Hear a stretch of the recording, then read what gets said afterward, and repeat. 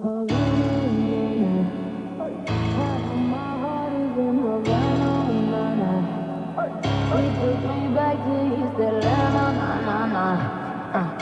but my heart is in Havana. There's something about his manners. Havana, no. He didn't walk up with that, how you doing? When he came in, he said, listen. Good afternoon and good evening, teacher and my friends. We are Group 4. Today we are going to present about division of polynomial fraction. Let's see!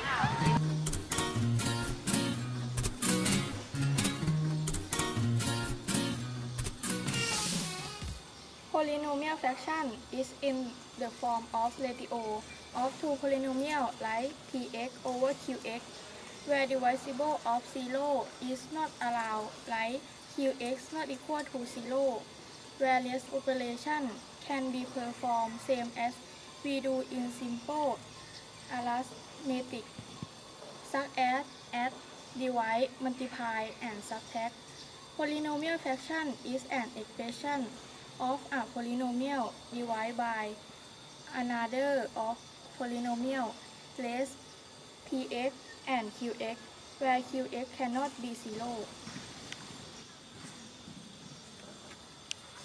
เศษส่วนของพหุนามในรูปของอัตราส่วนของ2พหุนาม เช่น px ส่วน qx โดยห้ามเป็นพหุนามที่สูญหารลงตัว เช่น qx ไม่เท่ากับ 0 การดำเนินการต่างๆสามารถดำเนินการเช่นเดียวกับที่เราทำในการคำนวณง่ายๆ เช่น บวกลบคูณหาร เศษส่วนพหุนามคือนิพจน์ของพหุนามหารด้วยพหุนามอื่น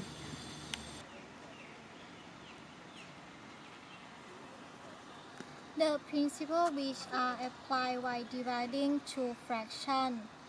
For example, a over b divided c over d is equal a over b multiplied by d over c, where b, d, and c is not equal to 0.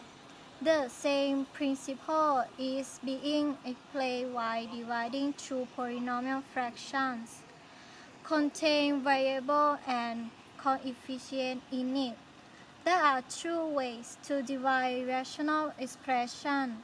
I reduce the fraction or simplify it, and another one is to do a long polynomial division.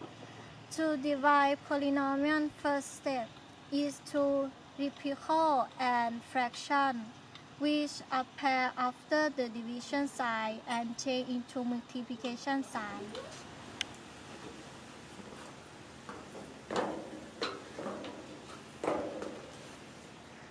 หลักการที่เราใช้คือการแบ่งเป็น2ส่วนหลักการเดียวกันนี้จะถูกนำมาใช้ในขณะที่การหาร2เศษส่วนพหุนามที่มีตัวแปรและค่าสัมประสิทธิ์ในนั้นมี2วิธีการในการหารคือตัดเศษตัดทอนและอีกวิธีหนึ่งคือการทำส่วนพหุนามยาวการหารพหุนามขั้นตอนแรกคือการกลับเศษเป็นส่วนและเปลี่ยนเครื่องหมายหารเป็นเครื่องหมายคูณ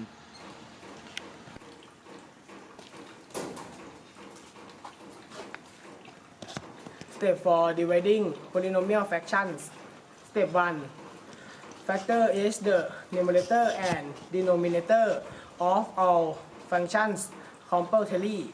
Step 2 Reciprocal the function which appear after the division sign and change it into multiplication sign.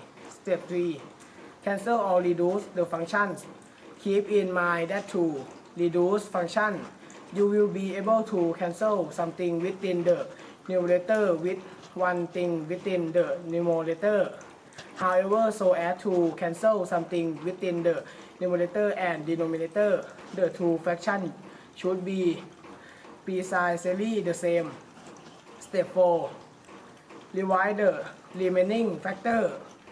Notice that you simplify. Don't need to really to multiply something within numerator or denominator.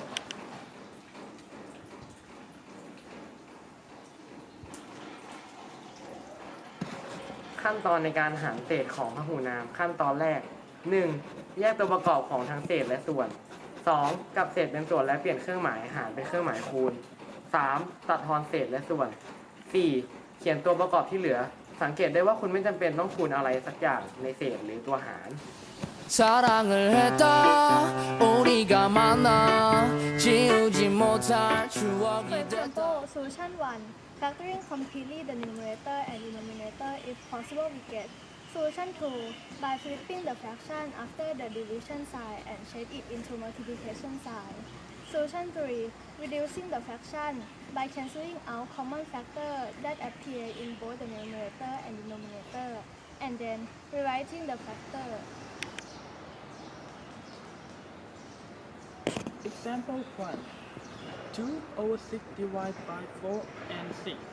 Flipping the fraction and change division sign into multiplication sign. Simplify the factor and the answer is 1 over 2. Example 2.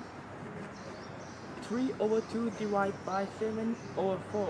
Repeat the same process. So the answer is 6 over 7.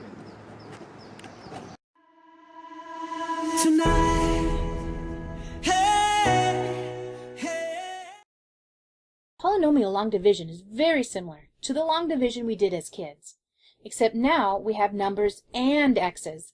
It takes only 2 steps that are repeated until you're done. Step 1, divide the first terms.